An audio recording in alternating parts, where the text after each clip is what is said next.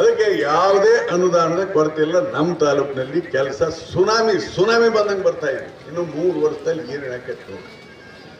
ಅದಕ್ಕೆ ಈ ರಸ್ತೆಗಳನ್ನ, ಹಳ್ಳಿ ರಸ್ತೆಗಳನ್ನ ನೆಕ್ಸ್ಟ್ ಇಯರ್ ಇಂದ ತಗೊಳ್ತೇವೆ. ಎಲ್ಲೆಲ್ಲಿ ಹೋಗ್ಬೇಕು ಅನ್ನೋದಿದೆ, ಅದಕ್ಕೆಲ್ಲ ಲಿಸ್ಟ್ ರೆಡಿ ಇದೆ ನಮ್ಮ ಹತ್ರ. ತಗೊಳ್ತೇನೆ, ಯಾರು ಚಿಂತೆ ಮಾಡಬಾರ್ದು. ಇನ್ನು ನಮ್ಮ ಸರ್ಕಾರ 3 ವರ್ಷ ಇದೆ. ಸಿದ್ದರಾಮಯ್ಯನವರು 3 ವರ್ಷ ಮುಖ್ಯಮಂತ್ರಿ ಇರ್ತಾರೆ, ಯಾವುದು ಚೇಂಜ್ ಇಲ್ಲ.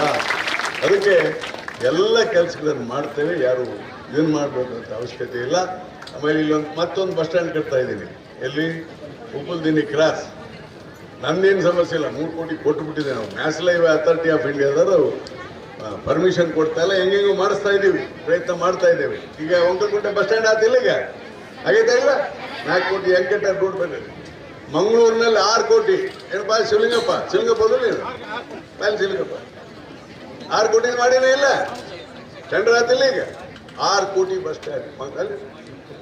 ಯಾಕಂದ್ರೆ ನಮ್ಮವರು ಹೇಳೋದಿಲ್ಲ, ಅದಕ್ಕೆ 6 ಕೋಟಿ 3 ಕೋಟಿ ಒಂದು 10 ಕಡೆ ಕಟ್ತಾ ಇದ್ದೀನಿ ಬಸ್ ಸ್ಟ್ಯಾಂಡ್. ಜಾಗ ಹಾಕೊಡ್ರಿ, BS ಬೇಕಾದ್ರೆ ಬಸ್ ಸ್ಟ್ಯಾಂಡ್ ಕೊಡ್ತೇನೆ, ಆರಾಮ್ ಕೂತ್ಕೊಳ್ರಿ. ಹೆಣ್ಮಕ್ಳಿಗೆ ಬಸ್ ಫ್ರೀ ಮಾಡೀವಿ.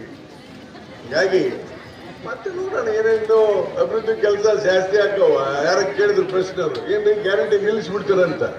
ನೋಡಪ್ಪ, ನನ್ನೇನ್ರ ಫೈನಾನ್ಸ್ ಮಿನಿಸ್ಟರ್ ಮಾಡ್ತಾರಿಲ್ಲೋ ಗೊತ್ತಿಲ್ಲ, ಮಂತ್ರಿ ಇನ್ನೂ ಮಾಡ್ತಾರಿಲ್ಲೋ ಗೊತ್ತಿಲ್ಲ. ನಮ್ಮ ಸಿದ್ದರಾಮಯ್ಯನವರು ಸಾಕು, ಈಗ ಅವ್ರು ನನ್ನ ಮಾಡಿಬಿಟ್ಟಿದ್ದಾರೆ. ನಾನು ಮಾಡಿದೆ ಅಂದ್ರೆ ನಾನು ಇನ್ನೂ ಜಾಸ್ತಿ ಮಾಡ್ತೀನಿ ಗ್ಯಾರಂಟಿ ಸ್ಕೀಮ್ ಅಂತ ಹೇಳ್ಬಿಡ್ತೀನಿ.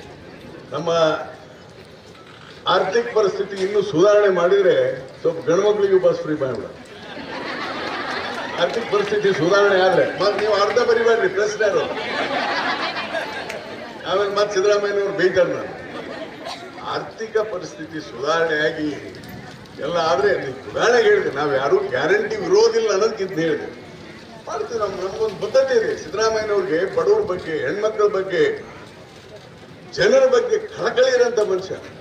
ನಾನು ಸಿದ್ದರಾಮಯ್ಯ ಆಲ್ಮೋಸ್ಟ್ ಒಟ್ಟಿಗೆ MLA ಆದವರು. ಅವ್ರು 83ಕ್ಕೆ MLA 1983, ನಾನು 1985 MLA.